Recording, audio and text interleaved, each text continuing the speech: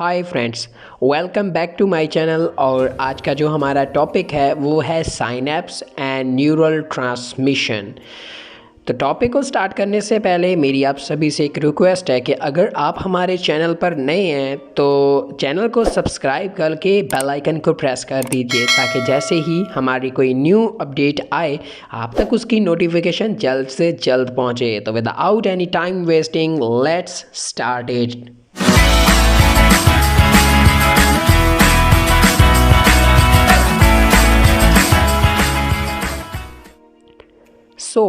जैसा कि हमने लास्ट वीडियो में ये चीज़ डिस्कस की थी कि न्यूरॉन क्या होते हैं और न्यूरॉन के बेसिक कंपोनेंट्स क्या हैं। आज का जो हमारा टॉपिक है साइनेप्स और न्यूरल ट्रांसमिशन, इसमें हम ये जानेंगे कि साइनेप्सिस क्या हैं, उन न्यूरॉन्स में वो साइनेप्सिस क्या है और उन न्यूरॉन्स में न्यूरल ट्रांसमिशन किस तरह से हो रही है। तो फर्स्ट ऑफ ऑल है साइनेप्स। साइनेप्स बेसिकली दो न्यूरॉन्स के दरमियान वो छोटी छोटी गैप को कहा जाता है। इसकी अगर हम डेफिनेशन की बात करें सो a teeny space between two neurons that is called synapses। अब ये जो साइनेप्सिस है हमें पता है कि ये स्पेस दो न्यूरॉन के दरमियान है।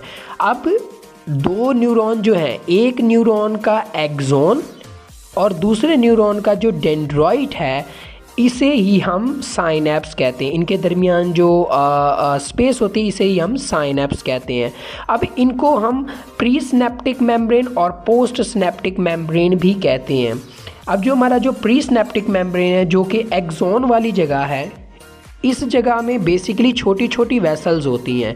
इन्हीं वेसल्स के अंदर वो न्यूरोट्रांसमीटर्स होते हैं या वो केमिकल्स होते हैं जो कि आगे रिलीज़ होकर नेक्स्ट आगे फायर होते हैं, डेंड्राइट्स पे फायर होते हैं। उसके बाद सेकंड है पोस्ट सिनेप्टिक मेम्ब्रेन।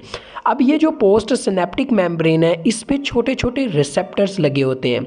जैसे ही न्यूरोट्रांसमीटर प्री सिनेप्टिक से फायर होते हैं ये केमिकल्स आके पोस्ट सिनेप्टिक मेम्ब्रेन के रिसेप्टर पे आके अटैच हो जाते हैं। अब देखें बेसिकली हो क्या रहा है, जैसे ही एक न्यूरॉन स्टिमुलेट होता है वो केमिकल को रिलीज़ करता है, वो केमिकल आके पोस्ट सिनेप्टिक मेम्ब्रेन पे अटैच हो जाता है रिसेप्टर्स पे। अब जो बाकी बच जाने वाले न्यूरोट्रांसमीटर हैं, आप यहाँ पे देख रहे होंगे कि प्री सिनेप्टिक मेम्ब्रेन में जो है एक रीअपटेक चैनल भी है।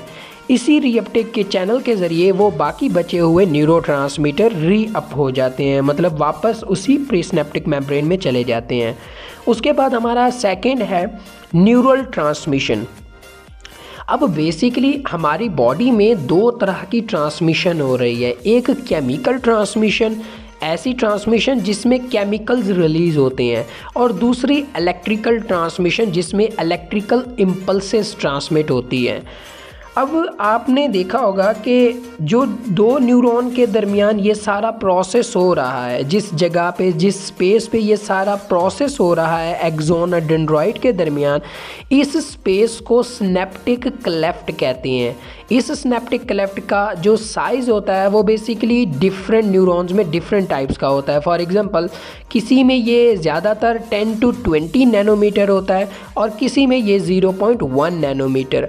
अब बेसिकली हमारी जो केमिकल ट्रांसमिशन और इलेक्ट्रिकल ट्रांसमिशन है वो इसी साइज़ पे ही डिपेंड करती है।